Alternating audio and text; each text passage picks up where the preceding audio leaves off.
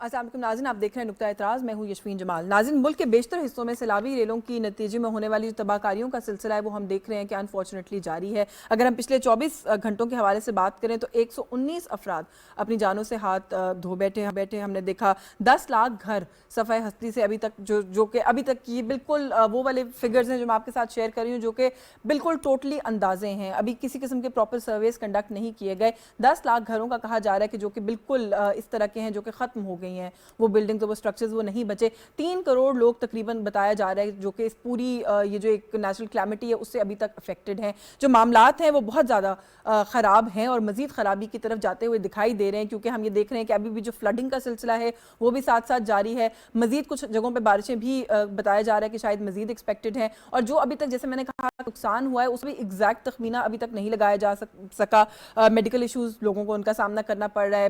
जो खाने पीने की अशिया की फराहमी है उस वो मामला भी एक बहुत ही कॉम्प्लिकेटेड हम देख रहे हैं कि सूरत हाल। और सारी सूरत हाल को सामने रखते हुए कल हुकूमत की जानिब से, प्राइम मिनिस्टर की जानिब से ऑल पार्टीज़ कॉन्फ्रेंस बुलाई गई है और उसका एक ही एजेंडा है और एक ही नुक्ते पर बात होगी, और वो ये जो इस वक्त मौजूदा सूरत हाल है पाकिस्तान की उसके हवाले से सब पार्टीज़ को साथ मिलकर बैठकर एक पॉलिसी बनाने के लिए प्राइम मिनिस्टर ने अपील की है और कहा है कि इस मुश्किल की घड़ी में हम सबको एक तो साथ काम करना है, हम सबको अपनी राय शामिल करनी चाहिए इस पॉलिसी के अंदर, क्योंकि अभी तो एक रेस्क्यू का जो फेज़ है वो चल रहा है, लेकिन इसके फ़ौरन बाद जो रिलीफ प्रोवाइड करने का फेज़ आएगा, रिहेबिलिटेशन का फेज़ आएगा, वो बहुत बड़े चैलेंजेस हैं। उनको किस तरीके से लेकर आगे चलना है उस पर बात करना प्राइम मिनिस्टर ने कहा है कि बहुत ज़रूरी है। और हम भी अपने प्लेटफॉर्म से यही कहेंगे कि हम बहुत सारी देखते हैं कि चार्टर्स की बात होती है, मिसाक जमहूरियत की आप बात करें, मिसाक मईशत के ऊपर बात होती रहती है। मेरा ख्याल है इस वक्त पाकिस्तान में जो सूरत हाल है, मिसाक इंसानियत जो है वो इस वक्त नीड ऑफ द आवर है, उस पर बात करने की ज़रूरत है।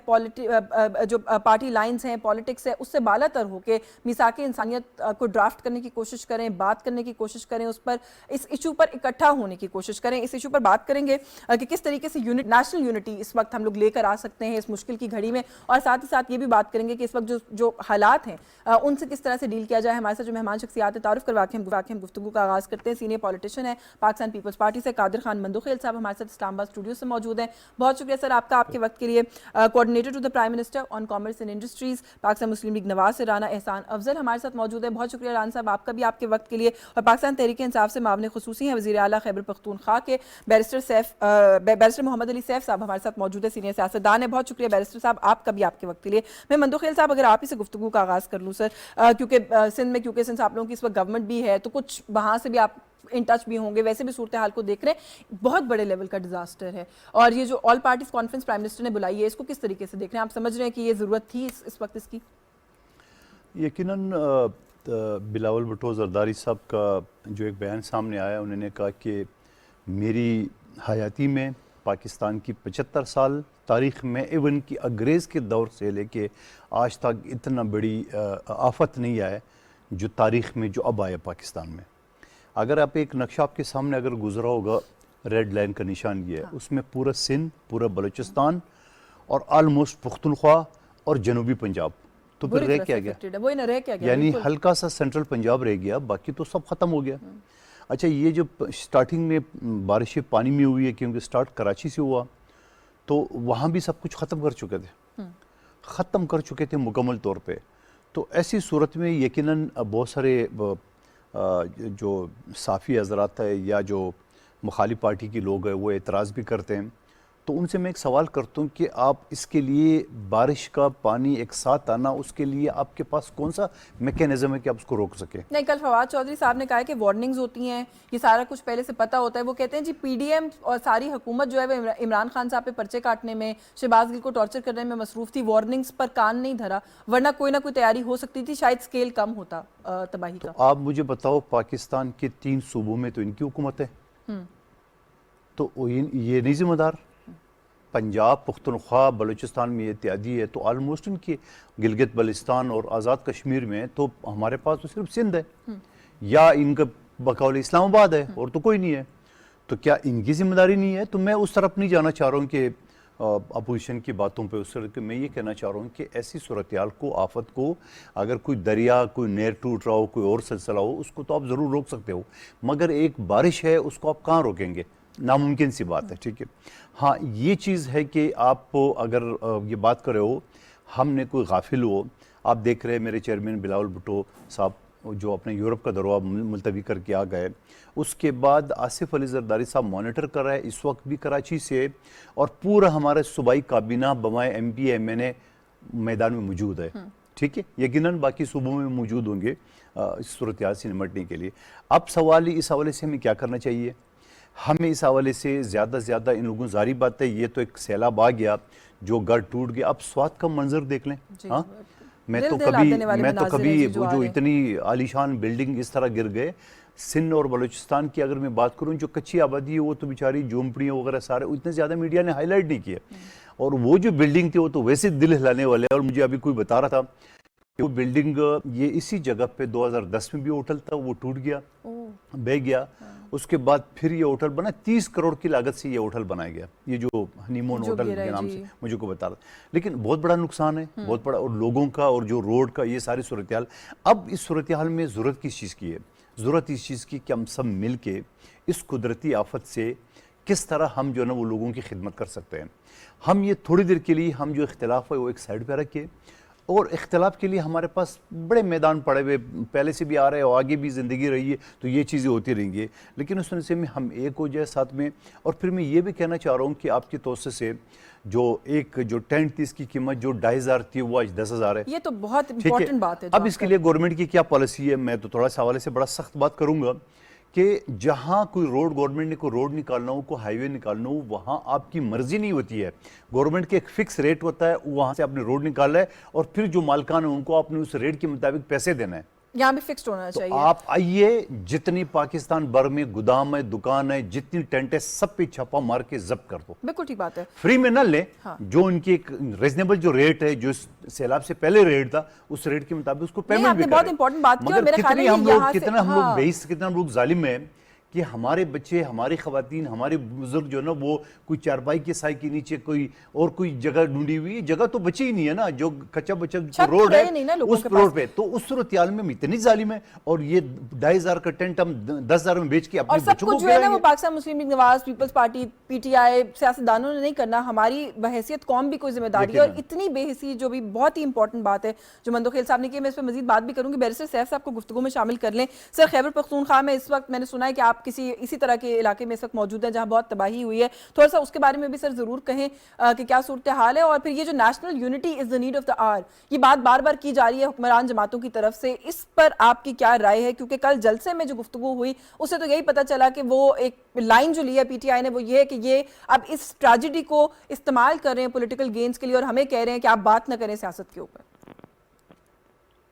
पहली बात तो ये है जी यकीन के, जहाँ तक इसका सैलाब का ताल्लुक है तो वो तो यकीनन जो शुमाली खैबर पख्तूनख्वा का इलाका है, जो स्वात और दीर और कोहिस्तान के अजला है, वहाँ पे क्योंकि सैलाबी रेलों ने काफ़ी तबाही की है। सड़कें और पुलों का जो नेटवर्क है वो उसको डैमेज किया है, जिसकी वजह से जो दूर अफ्तादा दर्रे हैं, जहाँ आबादियाँ हैं, गाँव हैं, देहात हैं, वहाँ जो रेस्क्यू का काम है वो बाय रोड या ज़मीनी जराए से उसमें मुश्किलात पैदा हो रही हैं, और वहाँ पर जो लोग फंसे हुए थे उन तक पहुँचना मुश्किल हो रहा था।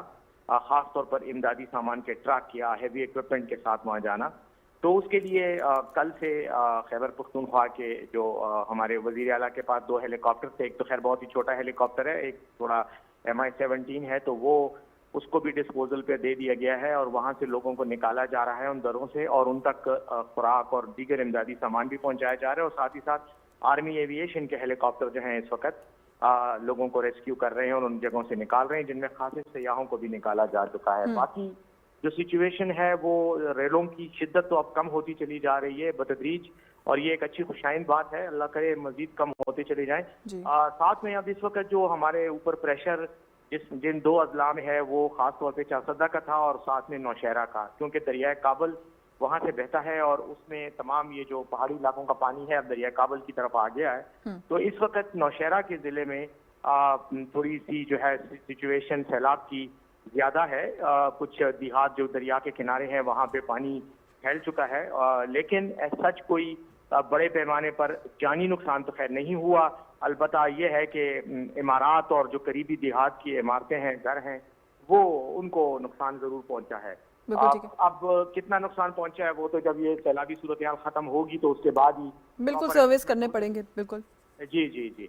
तो बाकी ये है कि ओवरऑल खैबर पख्तूनख्वा की हुकूमत तो अपने वसाइल और अपने ही अखराजात के बलबूते पर रेस्क्यू ऑपरेशन भी कर रही है, रिलीफ भी प्रोवाइड कर रही है। खुराकी सामान हो गया या मेडिकल इक्विपमेंट है, रिहायशी सामान है, खेमे हैं, मेट्रेसेस हैं, बेड्स हैं, ये सब कुछ पहुंचाया जा रहा है। साफ पानी भी पहुंचाया जा रहा है और डॉक्टरों की टीमों को भी मुख्तलिफ इलाकों में ले जाया जा रहा है ताकि वो जो कैंप्स बने हुए हैं आर्जी तौर पर सैलाब ज़दगान के लिए, उनको वहां पर रिलीफ दिया जा सके और उनका इलाज मुआवजा हो सके।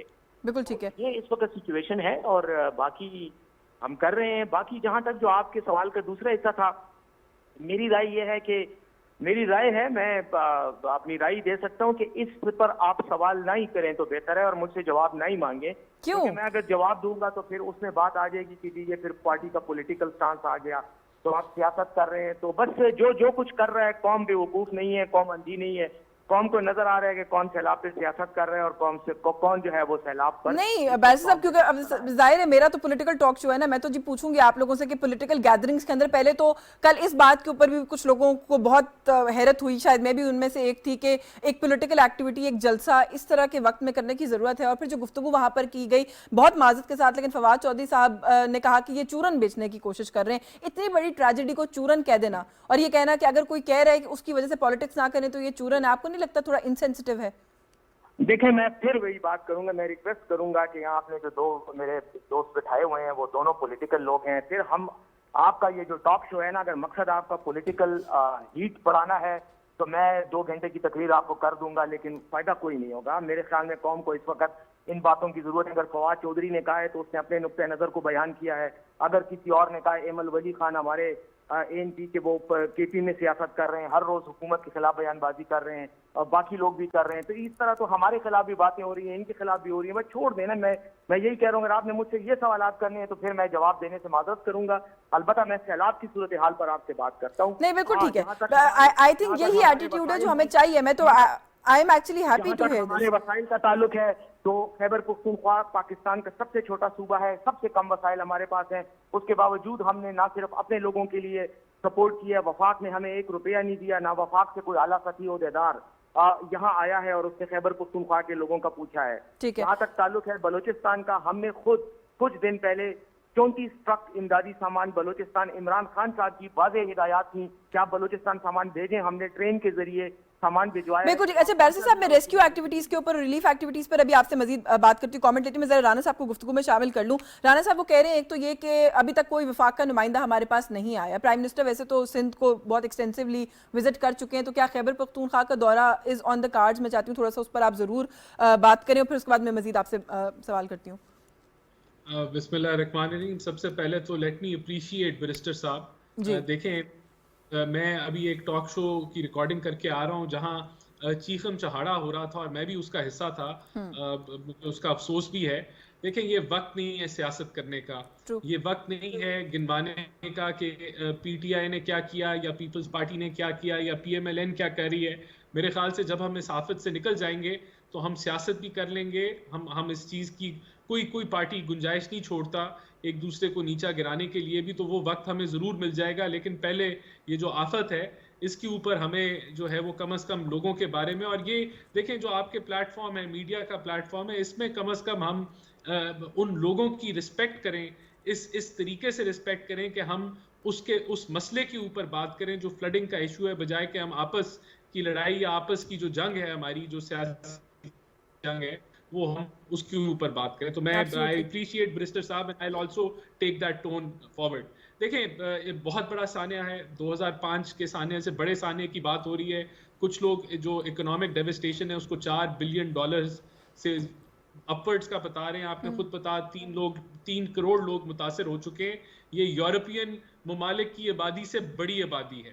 देखें, हम लोग जो इन्होंने कहा कि कोई सूबा जो केपी के जो है वजीर आजम साहब जा चुके हैं, इसी तरह कल गए हुए थे गालबन, इसी तरह वो जो है सिंध भी जा चुके हैं, बलूचिस्तान भी जा चुके हैं। एनडीएमए जो है पिछले 3-4 महीने से हंगामी बुनियादों पे काम कर रही है। अभी तक जो फेडरल गवर्नमेंट है वो 35,000 टेंट डिस्ट्रीब्यूट कर चुकी है और वो सूबों को ही दिए गए हैं। उसमें केपीके को भी मिले हैं टेंट, उसमें सिंध को सबसे ज्यादा हिस्सा मिला है क्योंकि सिंध सबसे हार्डली अफेक्टेड जो है वो सूबा है। इधर तकरीबन 6 गुना एवरेज से ज्यादा बारिश हुई है। उसके बाद बलूचिस्तान है जहां 4 गुना एवरेज से ज्यादा बारिश हुई है। फिर केपीके है जहां 2.5 गुना तकरीबन एवरेज से ज्यादा बारिश हुई है। लेकिन सब जो हिट एरियाज हैं जहां जहां लोग मसाइल में हैं वो सब बराबर हैं वफाक के लिए। और मैं समझता हूं कि जहां वफाक कोशिश कर रही है, hygiene kits, kitchen sets, food packs, first aid जो है वो मुख्तलिफ सूबों को दिए जा रहे हैं, डी वाटरिंग पंप्स दिए जा रहे हैं, वहाँ हमें ये रियलाइज करना होगा कि शायद इस वक्त ये जो कैलेमिटी है ये हमारे वसाइल से बढ़ के है। और यही वजह है कि हम लोग अवाम से भी अपील कर रहे हैं कि वो अपनी रिसोर्सेज भी जो हैं वो हुकूमत के साथ शेयर करें, क्योंकि हुकूमत सबसे बड़ी बॉडी है। हुकूमत को पता है कि कौन सा इलाके में सबसे ज्यादा मसाइल हैं और वो रिसोर्सेज को एक एफिशिएंट तरीके से जो है वो मैनेज कर सकती है, डिस्ट्रीब्यूट कर सकती है। तो ये जो लोग हमारे साथ ईदी और बड़ी जो वेलफेयर ऑर्गेनाइजेशंस हैं वो एनडीएमए के साथ राब्ते में हैं और वो उनके कोऑर्डिनेशन के साथ काम करें। इसी तरह मैं आपको ये भी बताना चाहता हूं कि एनडीएमए जो है वो सब सूबों के साथ राब्ते में होती है, उनके चीफ सेक्रेटरीज के साथ राब्ते में होती है और उनसे इंफॉर्मेशन शेयर भी कर रही होती है, उनसे इंफॉर्मेशन ले भी रही होती है। ये अगर सियासी लेवल पे नहीं काम हो रहा होता तो ब्यूरोक्रेटिक लेवल के ऊपर एक दूसरे से राब्ता भी होता है और तावन भी होता है। तो मैं अब सिर्फ ये लोगों की इंफॉर्मेशन के लिए बताना चाहता हूं कि एनडीएमए जो है वो पूरी कौम के लिए काम कर रहा है और सूबे उसमें अपना हिस्सा भी डाल रहे हैं और एनडीएमए भी अपना हिस्सा डाल रही है। देखें, हमें सारों को हिदायत दी गई है कि जो पॉलिटिकल एक्टिविटी सोशल मीडिया पे है उसको भी रद्द कर दिया जाए। इसी तरह जो एमपीए एमएनएज हैं उनको हिदायत दी जा रही है कि वो जो है हमारे कायद मियां नवाज शरीफ ने दी है कि आप लोग अपने अपने जो करीबी एरियाज हैं वहाँ ट्रैवल करें और लोगों की असिस्टेंस जो है वो करें।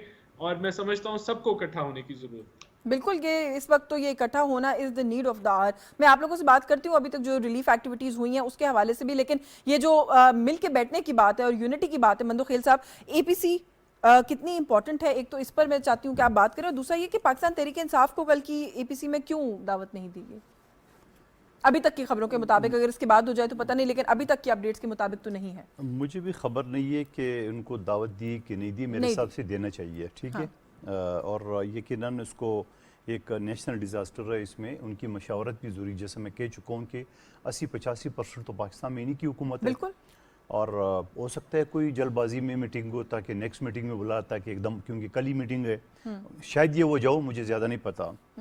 अब दूसरी बात ये कि मशावरत से होना चाहिए, और ये मुझे पता भी है कि आना भी उसे नहीं था, ये तो खामखा उन्होंने नहीं बुलाया, वो एक न्यूज़ ही चला लेते, आना तो फिर भी नहीं था।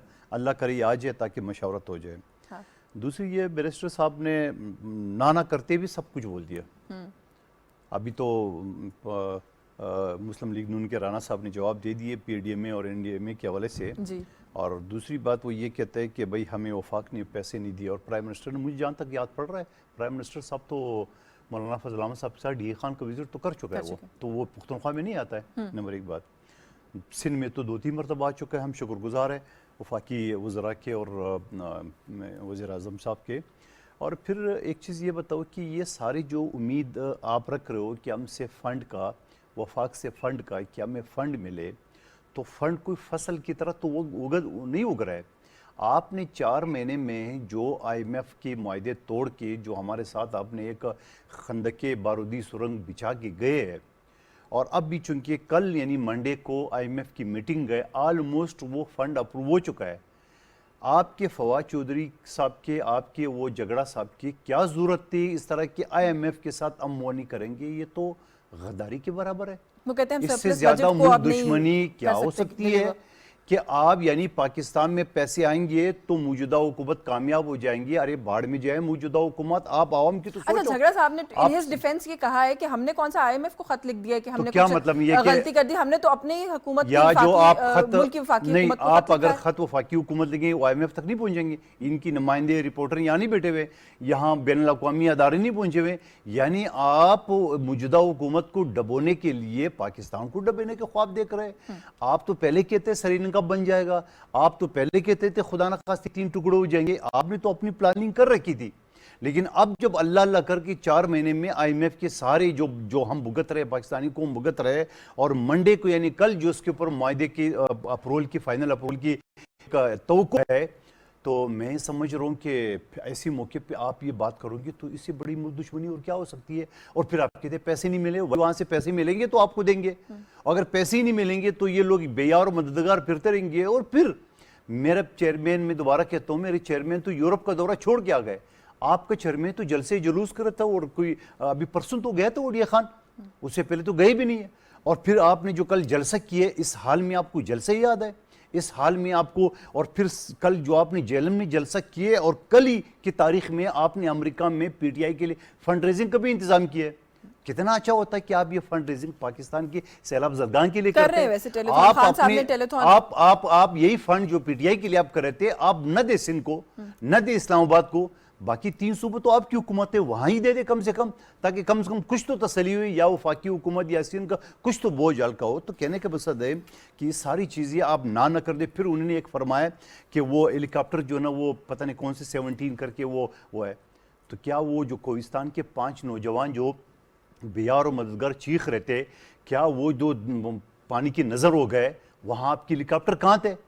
और फिर मैं माजरत के साथ कहना चाह रहा हूँ, अभी कुछ साल पहले जो इमरान खान साहब की जो बहन वहाँ पे फंस गई, तो स्पेशल हेलीकॉप्टर गए उसको रेस्क्यू करने के लिए, अच्छी बात है, वो भी इंसान है, हमारी बहन है, मगर यहाँ 5 नौजवान के लिए आपके हेलीकॉप्टर कहाँ थे?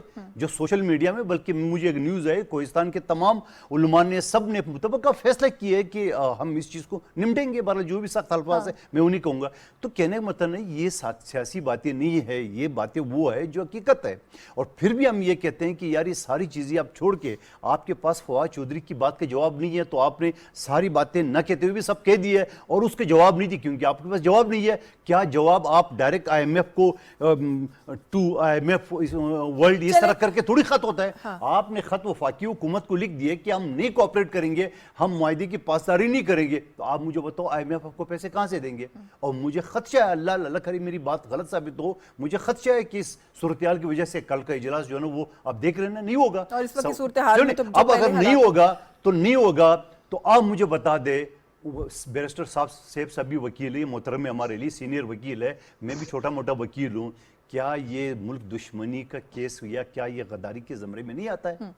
अच्छा बैरिस्टर साहब, आप कह रहे हैं पॉलिटिक्स पे आप नहीं बात करना चाहते, लेकिन ये 1-2 चीजें, ये जो IMF वाला मामला मैं जरूर चाहती हूँ इस पे आप कमेंट करें, क्योंकि ये सवाल तो वैसे भी किया जा रहा है कि इस वक्त जो सूरत हाल बनी हुई है, वैसे ही एक इतना बड़ा क्राइसिस है, आप इसको किसी हर तरह का डिजास्टर इसका नाम दे सकते हैं, फूड इनसिक्योरिटी क्रिएट हो सकती है, इकोनॉमिक मसला तो बन ही रहा है जो हमारे सामने, फिर IMF को लेकर इस तरह की बात करना ये डैमेजिंग नहीं होगा? एक तो इस पर कॉमेंट कर दीजिएगा। और दूसरा ये जो फंड रेजिंग वाली बात है, क्योंकि पाकिस्तान तहरीक इंसाफ भी हमेशा यही कहती है कि खान साहब पर लोग बहुत एतमाद करते हैं, तो मैं चाहती हूँ कि जो टेलीथॉन वाला मामला थोड़ा सा हमारे व्यूअर्स के लिए बताइए कि कोई टेलीथॉन वगैरह हो रही है, उसकी क्या डिटेल्स हैं?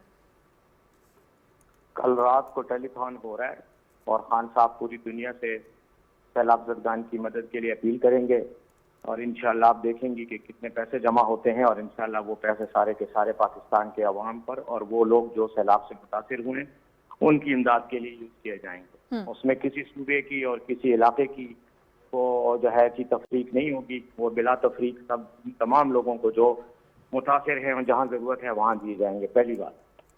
दूसरी बात यह है कि अगर मुझे ज़रा सा भी अंदाज़ा होता 1% भी कि आप मुझे बुलाकर किसी मौजू पर इस किस्म की गुफ्तगू में बिठाएंगी जहाँ मैं इमरान खान साहब को और उनकी बयानात को डिफेंड करने लग जाऊँ, या फवाद चौधरी के, या मैं यहाँ बैठकर बिलावल भुट्टो साहब की तारीफें सुनूं, तो मुझे बहुत अफसोस भी है। और I just want to express my serious, वो जिसको कहते हैं रिजर्वेशन आप पर यशवीन, क्योंकि आपके प्रोड्यूसर को मैंने कहा था कि मैं किसी पॉलिटिकल डिबेट में नहीं आना चाहूंगा। नहीं, मैंने तो आपसे पॉलिटिकल सवाल इसलिए नहीं किया, मैं तो IMF वाला सवाल कर रही हूँ, अब तो मैं किसी स्टेटमेंट पर सवाल ही नहीं कर रही। लंबा सवाल सुना यशवीन, थोड़ा सा सब्र से काम लो। आपका भी सवाल सुना, और पहले जो साहब आपने बिठाए हुए उन्होंने जो तकरीर की वो भी नहीं, आप प्लीज मुकम्मल करें। मैं सिर्फ ये कह रही हूँ कि मैंने तो IMF रिलेटेड सवाल किया, ये पॉलिटिकल स्टेटमेंट तो नहीं है। लिया उसने, चलें आप मेरी बात को इंटरप्ट करती जाए और अपनी वजाहतें करती जाए, जैसे प्रोग्राम आपका अपना पर्सनल प्रोग्राम है, ये PTV का प्रोग्राम है और इस PTV पर हम सब पाकिस्तानियों का हक। बैरिस्टर साहब ना करें, ये PTV को इस तरह से मत वो क्या करें, आप लोग PTI वाले दोस्तों की आदत हो गई है सर, हम आपको लाइव प्रोग्राम में बुलाते हैं, आप कहते हैं ये PTV का प्रोग्राम है इसलिए आप बोलने नहीं देते।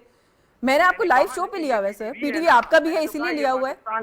मैं तो आपको यही कह रहा हूँ ना, आप बोल बहुत रही हैं, मेरे सवाल के जवाब मेरी बात पूरी नहीं कर रही हैं और बात को दूसरी तरफ लेके जा रही हैं। मैं आपको यही कह रहा हूँ कि ये पीटीवी है, पाकिस्तान का टेलीविजन है, तो इससे आप अपने ख्यालात से ज्यादा हमारे ख्यालात को जरा एक्सप्रेस करें और अपनी बात मेरे मुंह में ना डालें, ना आप अपने दूसरे मेहमानों की बात मेरे मुंह में डालें। आपने IMF के लेटर की बात की, यहाँ बड़ी लंबी तकरीर की गई कि पाकिस्तान से गद्दारी की गई।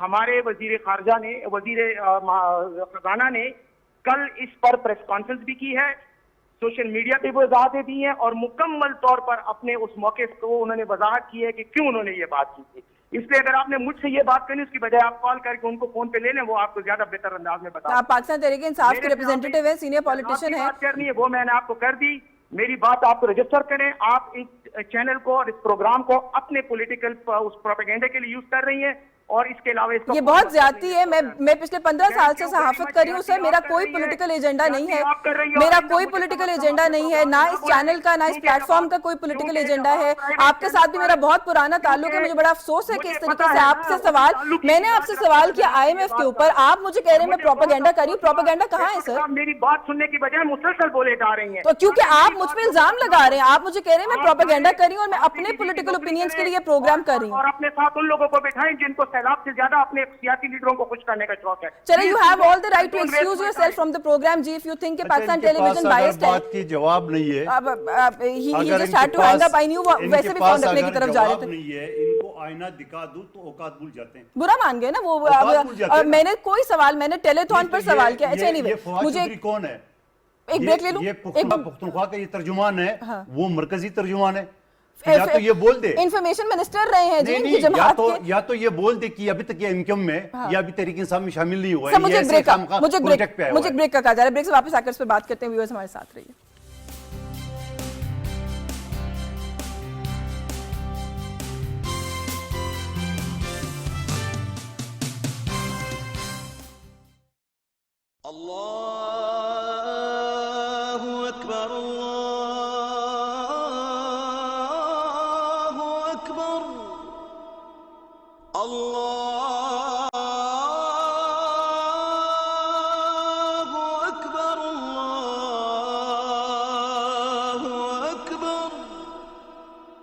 أشهد أن لا إله إلا الله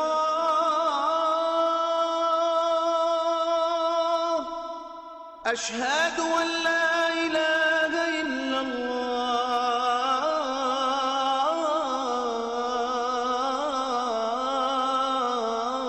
الله أشهد أن محمدا رسول الله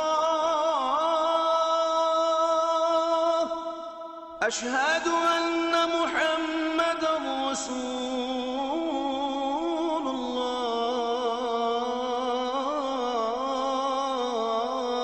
الله حي على الصلاة حي على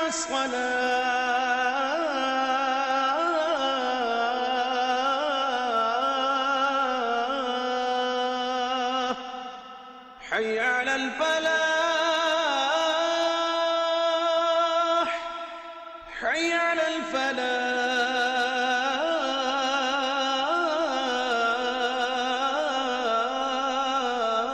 الفلاح الله أكبر الله أكبر لا إله إلا الله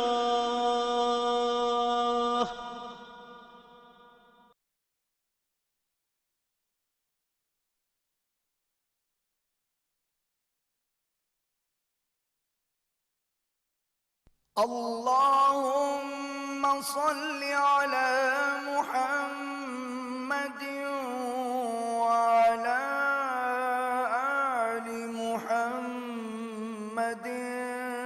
كما صليت على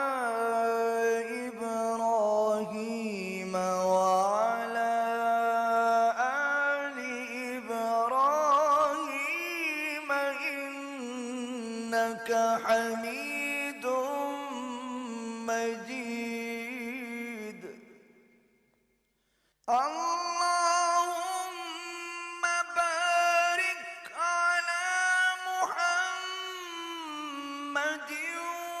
وعلى آل محمد كما باركت على إبراهيم وعلى آل إبراهيم إنك حميد مجيد.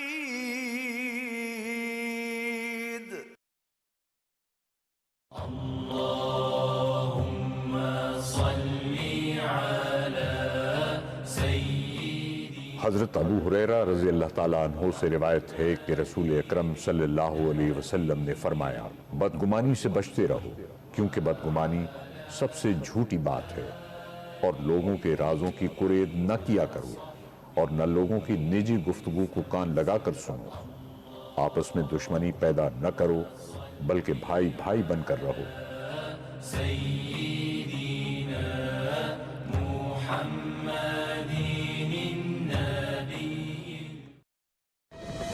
हालिया बारिशों ने मुल्क में 30 साला रिकॉर्ड तोड़ दिया है और अब तक लाखों अफराद सैलाब से मुतासिर हो चुके हैं। ये मासूम बच्चे, ये बेबस बहनें, ये भाई और ये बुजुर्ग आपकी फराख दिलाना इमदाद के मुंतजिर हैं। वजीर आजम पाकिस्तान मोहम्मद शहबाज शरीफ के सैलाब जदगान के लिए माली इमदाद की अपील। आप भी स्पेशल अकाउंट G12164 में दिल खोलकर इमदाद दें और अपने हम वतनों के जख्मों पर मरहम रखें। बैरून मुल्क मुकीम Pakistani wire transfer, money service bureau, money transfer operators और एक्सचेंज हाउसेस के जरिए अतियात भिजवा सकते हैं। अंदरून मुल्क कमर्शियल बैंकों में भी नकद अतियात जमा करवाए जा सकते हैं।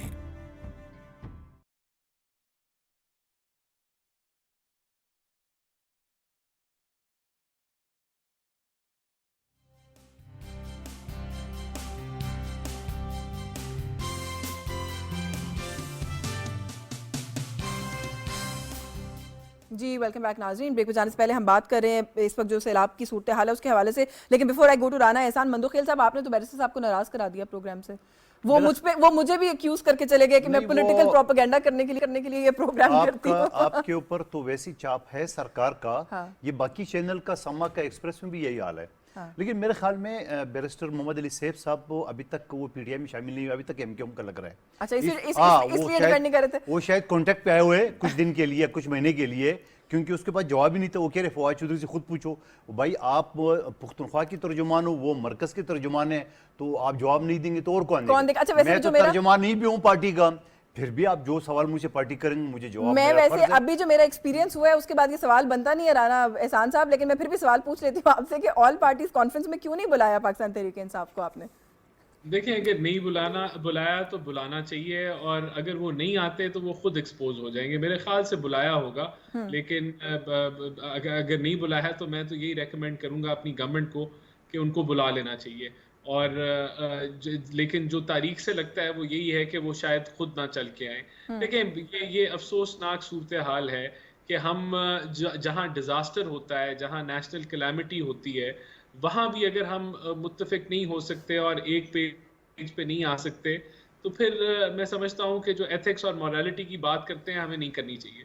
ये वक्त होता है कि आप नेशनल डिजास्टर के वक्त इकट्ठे हो जाएं, पॉलिटिक्स बाद में भी की जा सकती है। तो ये मेरा पॉइंट ऑफ व्यू है। बिल्कुल ठीक है, पॉलिटिक्स वाकई बाद में भी की जा सकती है। मुझे थोड़ा सा एहसान बताएंगे कि इस वक्त की जो सूरत हाल है, कोई सर्वेस, कोई इस तरह की स्टैट्स आपके सामने से गुजरे हैं कि क्या सूरत हाल है ऑन ग्राउंड, और गवर्नमेंट किस तरीके से इस चैलेंज को इस वक्त देख रही है, किस तरीके से आप समझते हैं आप लोग इसको मैनेज करने में कामयाब होंगे? देखिए, जो चैलेंज को मैनेज करना है उसमें डेफिनेटली एक रिसोर्स मोबिलाइजेशन एक है कि हमें अपनी रिसोर्सेज को बढ़ाना है। उसमें जो जितनी भी जो यूनाइटेड नेशंस की जो हेल्प है, जहाँ WHO है, जहाँ IMF है, वर्ल्ड बैंक है, ये एज सच नेशनल डिजास्टर्स पे तो रिलीफ नहीं देते, लेकिन जो भी इनके प्रोग्राम्स जो नेशनल डिजास्टर से लिंक हैं, हम उन सारे प्रोग्राम्स के साथ हम इन टच हैं और हम कोशिश कर रहे हैं कि हमें वहाँ से भी रिलीफ मिले। इसी तरह बहुत सारे जो आपके दोस्त ममालिक हैं जिसमें सऊदी अरेबिया है, कतर है और ममालिक हैं, उन्होंने ऑलरेडी अनाउंस किया है कि वो फ्लड के अंदर जो है वो सपोर्ट करेंगे। और आप यकीन जाने हमें सपोर्ट की ज़रूरत है क्योंकि ये डिज़ास्टर का स्केल बहुत बड़ा है। देखें उसके अंदर जो चैलेंजेस हैं वो ये हैं कि दुनिया ऑलरेडी जो डोनर एजेंसीज हैं वो ऑलरेडी यूक्रेन रशिया के अंदर मसरूफ़ हैं और वहाँ उनका फोकस है। तो ये हमें हाईलाइट करना इंटरनेशनली कि ये एक कितना बड़ा डिज़ास्टर है और इसके कितने बड़े इकोनॉमिक इम्पैक्ट्स आए। अभी तो ये एक सिलसिला चल रहा है जहां लोग जो है वो अपने घरों को उनको छोड़ के जाना पड़ रहा है। बाद में सब लोगों को रिहेबिलिटेट करना, उनके जो घर जो मिसमार हो चुके हैं, जो इंफ्रास्ट्रक्चर ख़त्म हो चुका है उसको रीबिल्ड करना, ये बहुत बड़ा चैलेंज है। देखें 90% क्रॉप्स की रिपोर्टिंग है सिंध में, और आपके ये जो सदर्न पंजाब है जो कॉटन और वीट के अंदर आपको जो हिट पड़ी है, इसकी एग्जैक्ट जो नेचर है कि कितनी बड़ी हिट है, कितनी बड़ी शॉर्टेज आपको कॉटन और वीट के क्रॉप में आएगी और फिर आपको कितना इंपोर्ट करना पड़ेगा, ये सब कुछ अभी इसके एस्टिमेट्स हैं। ये चीज़ें फाइनल तब होंगी जब ये पानी जो है ये अभी तो it is a continuous flooding is happening. जब ये ख़त्म होता है मामला तो तब अंदाज़ा होगा कि कितना बड़ा इम्पैक्ट आएगा। तो इसके लिए हमें रिसोर्स मोबिलाइजेशन बड़ा एक अहम सब्जेक्ट है जिस पे ऑलरेडी काम हो रहा है। कल मीटिंग्स हैं कुछ आपकी जो डोनर एजेंसीज हैं उनसे मुतल्लिक। तो मैं समझता हूँ कि ये एक ऑन गोइंग प्रोसेस रहेगी और ये चंद दिनों की नहीं, ये तो अब चंद हफ्ते और महीनों का ये प्रोग्राम होगा जहाँ आपको लोगों को दोबारा से उनकी नॉर्मल ज़िंदगी की तरफ लेके जाना है, उनकी सपोर्ट करनी है। तो ये इतना एक शॉर्ट टर्म अब काम नहीं रहा, ये एक लॉन्ग टर्म प्रोसेस होगा जो अगले चंद महीने तक चलता रहेगा। अच्छा, दोस्त ममालिक की तरफ से वैसे आज का दिन भी हम देखते रहे कि आती रही है, एड आती रही है, इमदाद आती रही है, तो इसको किस तरीके से देख रहे हैं आप? समझ रहे हैं कि कुछ जो हमारी वो हैं फ्रेंडली कंट्रीज हैं वो अच्छे से रिस्पॉन्ड करिए सूरत हाल में? हम मजीद भी एक्सपेक्ट कर रहे हैं क्या उनसे कुछ? बिल्कुल, देखें अभी तो लोगों को सिर्फ ये अवेयरनेस कराना, देखें चंद दिन पहले तक तो हमारा अपना मीडिया जो है इस क्राइसिस को उस तरीके से हाईलाइट नहीं कर रहा था जिस तरीके से करनी चाहिए। जो लोगों को एहसास हुआ है वो चंद दिन पहले से होना शुरू हुआ है, इस चीज़ के बावजूद कि जो प्रोविंशियल गवर्नमेंट्स थी जहां ये सिंध और बलूचिस्तान ये काफ़ी देर से लगे हुए थे, इसी तरह एनडीए में भी पिछले 2-3 महीने से लगी हुई थी, लेकिन ये जो रियलाइजेशन हुई है कि ये कितना बड़ा क्राइसिस है वो चंद दिन ही हुए हैं। तो अभी हमें ये रियलाइजेशन जो है वो दुनिया को दिलानी है कि ये कितना बड़ा डिजास्टर है और कितने, देखें 3 करोड़ आबादी जो है, इट इज़ मैसिव। ये एक मैसिव नंबर है कि जिसको दोबारा से नॉर्मल जिंदगियों की तरफ ले जाना जो है एक बहुत बड़ा चैलेंज होगा। तो मैं समझता हूँ कि हमें ये अवेयरनेस इंटरनेशनली भी फैलाने की जरूरत है, इंटरनली भी है, और हमें as a citizen of Pakistan सब लोगों को इसमें अपनी जो है वो इमदाद देने की ज़रूरत है। और मैं फिर ये रिपीट करूँगा, जो इमदाद का बेस्ट तरीका है वो वाया हुकूमत होता है, क्योंकि गवर्नमेंट का जो स्केल है, जो गवर्नमेंट की जो रीच है, वो किसी इदारे की रीच नहीं है, वो उसका स्केल किसी इदारे के पास नहीं। बिल्कुल, आप लोग गवर्नमेंट वहाँ मौजूद होती है जहाँ पे एक आम ऑर्गेनाइजेशन जो है वो शायद नहीं एक्सेस कर सकती। और हम कॉन्स्टेंटली प्रोग्राम्स के दौरान भी, हम तो खैर टेलीथॉन्स भी रन कर रहे हैं पाकिस्तान टेलीविजन के प्लेटफॉर्म से, और मुसलसल ये अपील कर रहे हैं कि जो नंबर्स, अकाउंट नंबर्स हैं, एक फ़ोन लाइन नंबर है जो हम कॉन्स्टेंटली फ्लैश कर रहे हैं अपनी टेलीविजन स्क्रीन के ऊपर, इस अपील के साथ कि हमारे सारे पाकिस्तानी बहन भाई जो कि पाकिस्तान के अंदर हैं, पाकिस्तान से बाहर हैं, वो प्लीज़ सामने आएँ और इस वक्त जो अपने बहन भाई हैं जो इस वक्त मुश्किल में है, मुसीबत में है, उनकी मदद करें। और ये जो फंड रेजिंग है इसमें हुकूमत का जितना साथ दे सकते हैं वो दें। आसिफ अली जरदारी साहब की जानिब से, मियां मोहम्मद नवाज शरीफ साहब की जानिब से, और प्राइम मिनिस्टर तो खैर कॉन्स्टेंटली ऑन ग्राउंड है और अपील कर रहे हैं, जो टॉप लीडरशिप है पाकिस्तान की, कॉन्स्टेंटली अपील करिए लोगों के साथ। तो हम भी कोशिश कर रहे हैं कि इस प्लेटफॉर्म से बार बार ये जो अपील है इसको जारी रखें। अच्छा, मंदोखेल साहब की जो बात है कि इस वक्त हमें स्टेप अप करने की ज़रूरत है, लोगों की मदद करने की ज़रूरत है, मुझे फिर सियासी सवाल इसलिए जहन में आता है कि जब हम बात करते हैं इतने बड़े मैग्नीट्यूड के डिज़ास्टर की, आपने खुद कहा कि रह क्या गया पीछे, सेंट्रल पंजाब रह गया, गिलगित की सूरत हाल देखें, कश्मीर की सूरत हाल देखें, साउथ पंजाब, सारे पाकिस्तान में इस वक्त जो मामला है। पाकिस्तान तहरीक इंसाफ के दोस्त फिर भी कहते हैं कि हकीकी आज़ादी की जो जदोजहद है वो हम जारी रखेंगे, सितंबर तक जो हमने प्लान बनाया पॉलिटिकल एक्टिविटीज़ का, जलसों का, रैलियों का, वो होंगी। अब इस बारे में मैं क्या कहूँगा, आपने शुरू में बड़ी खूबसूरत बात की है, आइए मिसाक की इंसानियत पे बात करें। हम मिसाक की इंसानियत की बात है। मिसाक की इंसानियत तो किसी इंसान को ही समझ आता है ना। जो बंदा इंसान ना हो, जिसके अंदर दर्द दिल ना हो, जिसके अंदर कोई सोच ना हो, तो उसको क्या पता इन चीज़ों का। यही शख्स था। आज भी मेरे सदर आसिफ अली जरदारी साहब ने इमदाद की और अपील की है आवाम से। 784% ज़्यादा बारिश हुई रूटीन बारिश से सिंध में, 784%। आप मुझे बताओ उसके बाद पीछे क्या रह जाएंगे। आप वही जलसे जुलूस करें, आप वही खैरा सदके अमेरिका में आप बटोरे हो, वहाँ के लोगों को जज्बाती भी आप खेल कल रहे भी हो। पाकिस्तान तहरीक इंसाफ के एक दोस्त हमारे प्रोग्राम में थे, उन्होंने कहा 700% का मतलब होता है 7 गुना ज्यादा इतनी बारिशें होती रहती हैं। ये आप लोगों से मैनेज नहीं हुआ। मतलब चलो उन्हीं की बात ही ले लो, अगर एक बारिश होती है 1% और वो 7 गुना बढ़ जाता है तो वो कम होती है, वो कम होती है। मतलब 7 गुना ज्यादा अगर हो तो आप मुझे बताओ कि अब आम चीज पे भी आप हिसाब लगा रहे। दूसरी बात ये कि इनको यही शख्स था जो कहता था कि मैं लंदन में बड़े ऐशी की जिंदगी गुजार रहा था और मैं तो आपकी खातिर आया हूँ। कुर्सी क्या छीन गई, दिमाग ने काम छोड़ दिया। क्या ये कुर्सी नवाज शरीफ साहब से नहीं छीनी गई? क्या ये आसिफ अली जरदारी, बेनज़ीर भुट्टो शहीद से और जुल्फ़िकार अली भुट्टो साहब से नहीं छीनी गई है? हमने कम बेक किया, कौन सा तूफान आ गया है? हमने जेलें, पांसियाँ, दहशतगर्दी सब देख ली है। नवाज शरीफ साहब मुस्लिम लीग नून ने भी देख ली है। दोनों पार्टी ने कम बेक किए, एनपी ने कम बेक किए, एमक्यूएम दूसरी पार्टी ने कम बेक किए। आप भी आ जाए, आवाम के दरमियान रहे। वो आपने तो पाकिस्तान की बुनियादी हिलाने की बात की, लेकिन फिर एक मसला आपने बात की यानी जो दुनिया पाकिस्तान के साथ मुआहदे करे उसकी आप नफी करे हो। आप इससे बड़ी मुल्क दुश्मनी और क्या हो सकती है? और मैं आपको चीज़ बताऊँ, आपको ये इनके ख्वाब है कि ये पाकिस्तान के हुक्मरान बनेंगे। मैं खुद, मेरे ज़ाती दोस्त भी इस तरह ऊँट पटांग बातें करते हैं। जब उनको मैं दलाइल बताता हूँ, गोगा गोगी स्कैंडल बताता हूँ करप्शन का, जब मैं इसको ईसीपी का फैसले सुनाता हूँ, जब उसको मैं तोशा खाना का पूरी तफसील बताता हूँ, आप यकीन करेंगे वो सोच अच्छा ये तो हमें नहीं पता। ये असल में फनकार आदमी है, इनको ये बातों में इसमें इस तरह की। आप मुझे बताओ, कल इनका जलसा फ्लॉप नहीं हुआ? लेकिन सर इसमें एक परसों इशू है। झेलम वाला जलसा फ्लॉप नहीं हुआ उनका? अब वहां वो पे तो कहते हैं बड़ा सक्सेस है, हमने इतने लोग बुला तो लिए। मैं तो नहीं कह रहा हूँ, मीडिया बता रही है, सोशल मीडिया। अच्छा, वहां पे फवाद चौधरी की और वो कंवल शोजब साहिबा है, उनकी ये गुफ्तगू कि ओवरसीज वाले पैसे नहीं दे।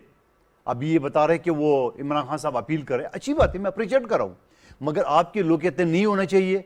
तो मैं ये समझ रहा हूँ कि ये सारे एक्सपोज हो चुके हैं पाकिस्तान के अवाम के सामने। इनका ये ख्याल है ये दोबारा हुक्मरान बनेंगे। आप मुझे एक बात बताओ, उसको भी छोड़े, बलूचिस्तान सिंध उसको जोड़ा, जनूबी पंजाब की इनकी हुकूमत नहीं है, उसको भी छोड़िए। पुख्तनख्वा जो तबाही के नाने पे खड़े, ये पूरा आपका स्वात, चारसदा और नौशहरा आपने क्या किया? नहीं, लेकिन आपने भी अभी कहा मेजॉरिटी पाकिस्तान में इनकी हुकूमत है, तो फिर किस तरह इनके साथ यानी कोऑर्डिनेशन में आप लोग काम करेंगे? सिवाय इस्लामाबाद सिटी के और सिंध के अलावा बाकी तो पूरे पाकिस्तान के पास है। कश्मीर फेडरल गवर्नमेंट इनके साथ कोऑर्डिनेशन में काम करेगी? इतने बड़े लेवल का डिजास्टर, अगर ये बात करने को तैयार नहीं है। अगर फेडरल गवर्नमेंट डे खान जा रहे, जहां इनका वज़ीर आला नहीं आता है, दूसरे लोग नहीं आते, अगर फेडरल गवर्नमेंट सिंध और पंजाब के दौरे करे जहां इनके लोग नहीं आते, तो आप मुझे बता दो। और फिर हम फेडरल गवर्नमेंट जो IMF से, दुनिया से जो पैसे मांग रहे, किस लिए? इनकी मदद के लिए। आप वहां रुकावट डाल रहे हो, फिर कहते हैं पैसे नहीं। मुतासरीन के हवाले से मियां मोहम्मद नवाज शरीफ साहब ने भी एक अपील की है, उसका कुछ हिस्सा हम प्रोग्राम में शामिल करना चाह रहे हैं, वो आपको सुनवाते हैं। पाकिस्तान भर से इंतहाई तकलीफ दे मनाजर आजकल देखने को मिल रहे हैं, और ये मनाजर देखकर मेरा दिल बहुत अफसरदा है। आज मुल्क का बेशतर हिस्सा सैलाब में डूबा हुआ है और पाकिस्तानी कौम एक अजीब कर्ब और तकलीफ में है। सैलाब की तबाहकारियों ने पाकिस्तान के बहुत सारे इलाके को अपनी लपेट में ले रखा है, और मुझे बहुत दुख होता है ये देखकर कि हजारों अफराद अपनी जान की बाजी हार चुके हैं। लाखों एकड़ पर खड़ी फसलें तबाह हो चुकी हैं और अनगिनत घर सैलाबी रेले में बह चुके हैं। लोग उसकी वजह से बेघर हो चुके हैं। बेशुमार मवेशी जो हैं वो लुकमा अजल बन गए हैं। सड़कें, पुल और हमारा मुवासलाती निज़ाम दरम बरम हो चुका है। बिलाशुबा ये एक कुदरती आफत है, लेकिन मैं ये समझता हूं कि ये अपने गिरेबान में झांकने का भी वक्त है। ये तौबा की भी एक घड़ी है। ये अपनी सोल सर्चिंग का भी एक मौका है हमें देखना चाहिए कि कहीं हमारे अपने अमाल, हमारी अपनी लग्ज़िशें, हमारी गलतियां तो इसकी जिम्मेदार तो नहीं। अपने अमाल का भरपूर जायजा लेने का भी एक मौका है। तो खुदा की मर्जी तो है, लेकिन यकीनन इन बातों को आप इग्नोर या रूल आउट नहीं कर सकते। मैं समझता हूं कि इसके साथ साथ मैं जिंदगी के तमाम ताल्लुक रखने वाले अफराद से अपील करता हूं, खास तौर पे जो मुखय्यर हजरात हैं, जो वेल टू डू हैं, जो साहिब हैसियत हैं, कि वो सब कुछ अपना छोड़कर इन मुतासरीन के लिए यकसू हो जाएं। जी वेलकम बैक नाज़रीन। और अभी आपने सुनी है अपील नवाज शरीफ साहब की, और उन्होंने भी यही कहा है जो मैंने कहा है कि हम अपील करें कॉन्स्टेंटली इस प्लेटफॉर्म से कि लोग सामने आएँ और लोगों की मदद करें। वो उन्होंने भी उस अपील में ही अपना हिस्सा डाला है। मैं थोड़ा सा एहसान आपसे अंडरस्टैंड करना चाहती हूँ, आपका इकॉनमी का बैकग्राउंड भी, आप चीज़ों को अंडरस्टैंड भी करते हैं। ये जो IMF वाला इशू है, आप समझते हैं कि पाकिस्तान तहरीक इंसाफ जिस तरीके से बिहेव कर रही है, इसको लेके इसका कोई खुदा न खास्ता मनफी असर हो सकता है हमारे एग्रीमेंट के ऊपर और जो ट्रांच आनी है उस सारे मामले के ऊपर? क्योंकि वो तो कह रहे हैं जी कि पंजाब में भी हम बैठे हैं, KPK में भी हम बैठे हैं, हम तो नहीं मानेंगे, ना हम कोऑपरेट करेंगे। देखिए यशफीन, सबसे पहले तो ये 1.5 साल, ये मार्च में मुअहदा हो जाना चाहिए था, मार्च 2021 में। ये तब से डिले पे चल रहा है। और ये जो 1.5 साल का डिले है, उससे पहले भी डिले था। जब ये हुकूमत में आए, इन्होंने 8 महीने या साल डिले किया, और कब जो इन्होंने पैसे ले लिए जब IMF से, फिर ये यू टर्न ले लेते थे। तो एक ट्रस्ट डेफिसिट भी इन्होंने क्रिएट किया हुआ था। और जब आप IMF के साथ इन्होंने जो मिस हैंडलिंग की और जिस तरह का एक वीक मुआहदा किया, और फिर उस पर वो यू टर्न बार बार लेते रहे, और उधर उससे ADB, आपका वर्ल्ड बैंक, सब आपके मुआहदे मुतासिर हुए, आपकी पाकिस्तान की रेपुटेशन मुतासिर हुई। इनके गंद को, इनके जो माशी दलदल में इन्होंने जो हमें फंसाया, हमने 4 माह वो मुश्किल फैसले किए, और जिस तरह मिफ्ता इस्माइल साहब ने कहा, वो भुगता का अवाम ने भुगता। वो बिजली महंगी करने की सूरत में भुगता, वो पेट्रोल महंगा करने की सूरत में भुगता। वो अगर ये 1.5 साल के दौरान अगर ये टाइमली कर लेते, तो शायद इतना जो है वो माशी जो बदहाली है वो ना होती, इससे आधी होती, 30% होती। तो ये सब कुछ करने के बाद ये सफर 4 महीने का तय करके 29 को उसका फल निकलना था, और 4 दिन पहले ये फवाद साहब का ये बयान आना, और उसके बाद फिर ये जो लेटर आना, मैं समझता हूं कि हम दंग रह गए। हमें समझ नहीं आई कि ये हमारे से लड़ाई कर रहे हैं या पाकिस्तान से लड़ाई कर रहे हैं। ये इनका जो हदफ है वो PMLN है, PDM है, या इनका हदफ पाकिस्तान है। ये देखें, और ये कहना, ये बचकाना बात करना कि ये तो जी हमने उनको लेटर नहीं लिखा, उसने तो कहा फवाद चौधरी ने कि हम उनको मना कर देंगे, लेकिन उनके नुमाइंदे यहाँ बैठे एक एक चीज नोट कर रहे होते हैं। हाँ। वो एक एक चीज को ऑब्जर्व कर रहे हैं कि आप क्या कर रहे हैं, क्या नहीं कर रहे। तो मैं उम्मीद करता हूं, हमने IMF को एक्सप्लेन किया है कि ये हमारी इंटरनल मामला है, हम इसको डील कर रहे हैं, हमने ये जवाब भिजवाया है। लेकिन मैं उम्मीद करता हूं कि अल्लाह करे कि ये कल ही मामला क्लोज हो जाए। अगर ये डिले है तो उसका फिर आप जो नतीजा है वो आप फॉरेन एक्सचेंज रिजर्व पे देख लेंगे। और मैं आपको बताऊं यशवीन, ये अवाम भी बहुत ज्यादा सेंसिटिव है इस मामले के ऊपर, क्योंकि जब ये 20 सीटें 20 में से जी एहसान, आपकी आवाज़ जो है वो नहीं आ रही। आई थिंक कोई कनेक्शन का इशू आ गया। लेकिन आप कह रहे थे, राना साहब ने वही बात कही है कि ये तो इसका जो है वो बहुत मनफी असर होगा। प्रोग्राम का वक्त भी खत्म हो गया, वरना मैं मजीद इस पर जरूर बात करती। एक वकार सती के ऊपर जो FIR दर्ज की है, ये FIR तो बेसिकली इमरान नियाजी साहब के ऊपर होना चाहिए, जो उसने तोइने अदालत, तोइने रिसालत, जो बातें की है, उल्टा उस साफी के खिलाफ की है। तो यकीनन हम साथ देंगे, हम वकार सती के साथ है। मेरे सदर आसिफ अली जरदारी साहब ने भी साथ देने की बात की है, और बल्कि आपकी तौसीफ से मैं उसको वकील बनने को तैयार हूँ।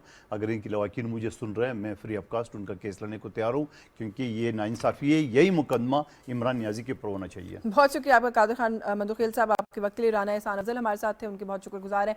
बैरिस्टर सैफ के भी शुक्रगुजार हैं, प्रोग्राम में उन्होंने वक्त दिया। एतराज़ से आज के बस यही कुछ, माल को इजाज़त दी। अल्लाह हाफ़िज़।